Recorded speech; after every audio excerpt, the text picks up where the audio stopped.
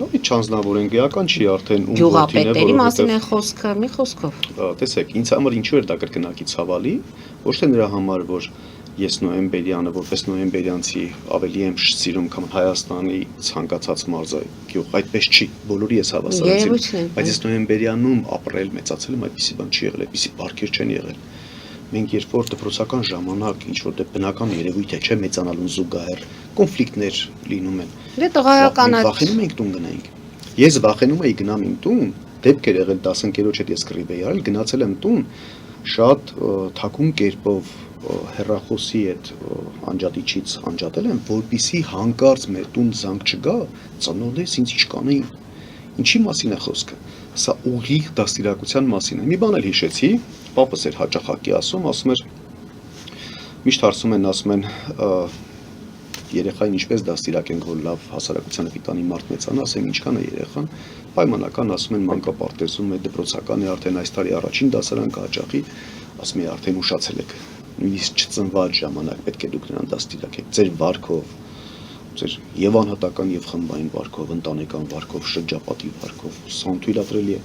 Միայն մեղադրել դպրոցներին, սա թույլատրելիություն է։ Դպրոցներին, ուսուցիչներին։ Գիտեք, ես ինչի եմ ականատես եղել ծնողական դաստիարակության։ Ես տեսել եմ, թե ինչպես է առաջին դասարան հաճախող, առաջին անգամ դպրոց հաճախող երեխային ուղեկցող հայրը դաստիարակում ասում, եթե քեզ մեկը որևէ բան կասի, քարը կվերցնես կտած գլխին։ Ես ականատես եմ եղել, ես տեսել եմ ինչպես են դաստիարակում։ Եվ դրանից հետո ուսուցչական կազմին մանկավարժին մեղադրես, որ ինչ անես։ Մի կողմից, եթե ծնողները պատշաճ չեն դաստիարակում եւ դաստիարակելը խորհուրդներ տալը դեռ բավարար չէ, անհրաժեշտ է, բայց բավարար չէ։ Հաջորդն է, արդյոք նրանք իրենց վարքով նպաստում են եւ իրենց ասածները համապատասխանում են դաստիարակությանը, թե ոչ։ Թե հայրն էլ խմում եւ դուրս է գալիս շենքի բակում հայոյում բարձր ձայնով ու կռիվ է անում, զավակն էլ տեսնում, ասում է, բա դու ինձ ասես կռիվ մի արա։ Ոչ, նա երազում է, որ հայր նման մեծանա։ Թե Facebook-ում, որ տղամարդիկ մտնում եւ հայհոյանքներ են գրում, այդ թվում կանանց հասցեին եւ այլն, այդ զավակը տեսնում է, չէ։ Այսինքն հնարավոր չի այդպիսի մարդը կարողանա դաստիարակի եւ այդպիսի մարդի վարքաբանությունը, այդպիսի մարդու դաստիարակությունը ինչպես կարող է մանկավարժը թեկուզ տարիների ընթացքում հակընդեմ աշխատել։ Չէ՞ որ այդ մարդը, որ գնում է դպրոց հետո տուն է վերադառնում, փողոցում է անցկացնում որոշակի ժամանակ, համացանցում է անցկացնում։ Հիմա նույնիսկ շատ դեպքերում դպրոցեր չեն հաճախում։ Այդ տարբերակներ կան։ Չնայած մի անգամ դրա մասին էլ եմ լսել, շատ ցավալի դեպք է։ Տեսեք, սա ունի մի պատասխան։ Սա շատ վատ երևույթ է, անպատժելիությունը Հայաստանում, սա ունի մեկ պատասխան, վերջերս ես հրապարակել էի հանցագործությունների վերաբերյալ վիճակագրություն, սա պետության կառավարիչների, պետության ղեկավարների բաստոնի խնդիրն է։ Ինչպիսի հասարակություն է ցանկանում ստանալ, պետք է նախանշի կառավարությունը, իշխանությունը, այնուհետև հետևողականորեն շարժվի այդ ուղղությամբ։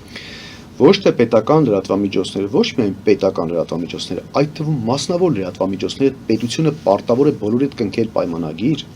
բոլորին օրինական վճարումներ իրականացնել եւ տրամադրել սոցիալական, պետական, այսպես քաղաքականության պրոպագանդայի եւ տարածման ծառայավճարներ, որպեսզի նախ այդ լրատվամիջոցները ունենան իրենց եւ ֆինանսական անկախությունը, վստահությունը, կայունությունը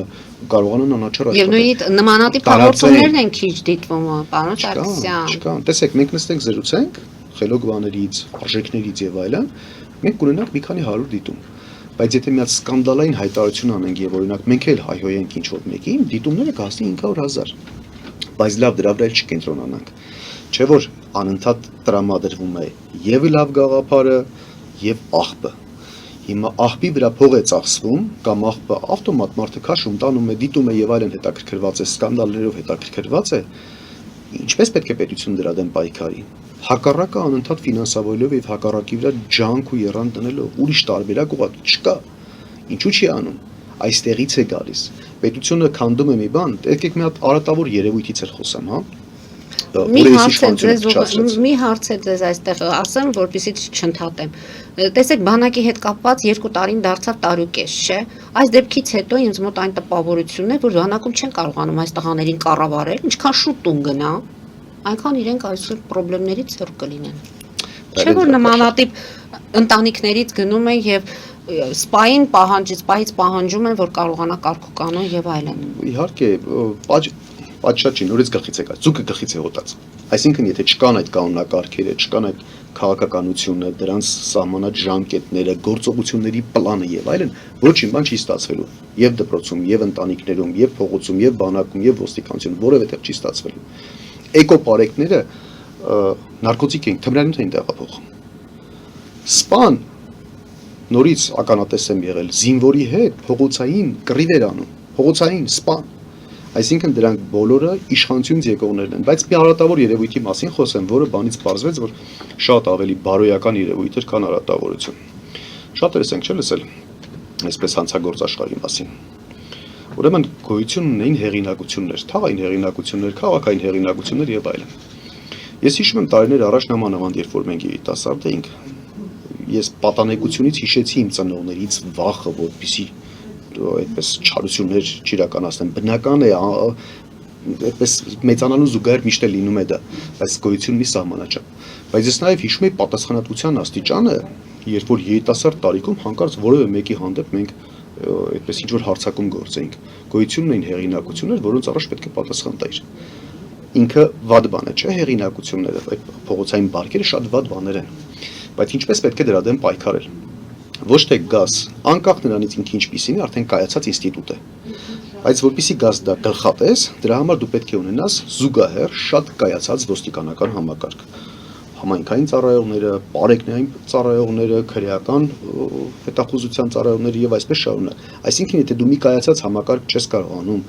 օրինական պետական համակարգով փոխարինես, հետեւաբար դու պետք է դեռևս այստեղ աշխատանք տանես։ Եվ շատ լավ եմ հիշում, թե այն ժամանակ, օրինակ, գիշերվա ժամը 11-ին երիտասարդ աղջիկը կարող էր մայթով քայլել գնալ խանութ հետ վերադառնալ, որևէ մեկը չէր կարող հետևից ավելորդ բառ խոսել։ Իսկ հիմա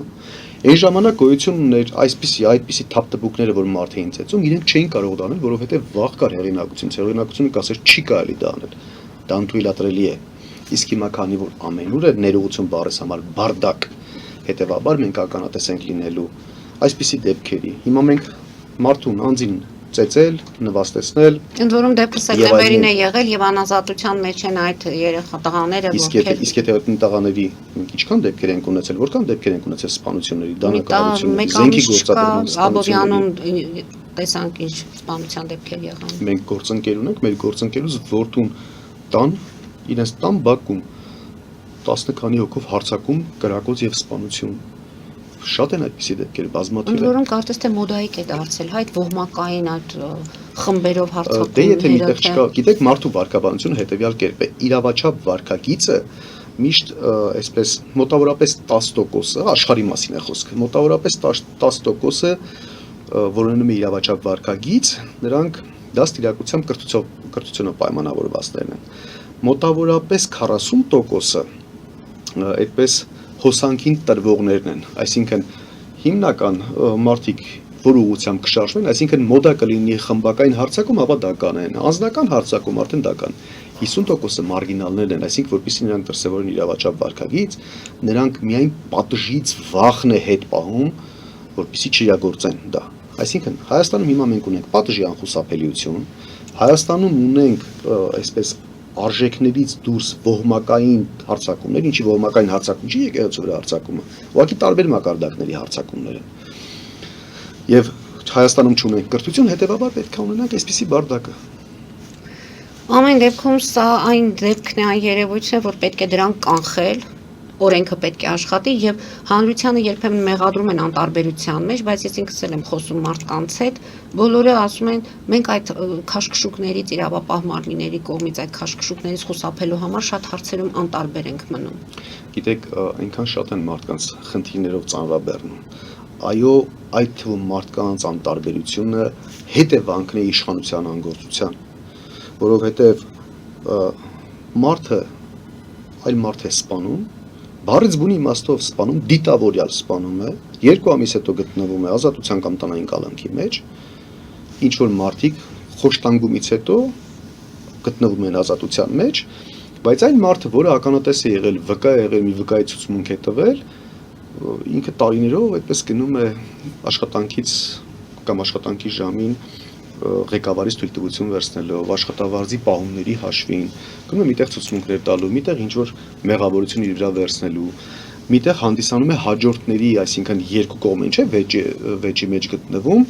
ինչ որ մեկի կողմը պահելով երկրորդի հարձակումներին է, ճնշումներին է ենթարկում եւ այսպես շարունակ։ Սրանք բոլորը նպաստում են, որպեսզի մարդը դառնա անտարբեր շրջապատի իր կողքինի նկատմամբ։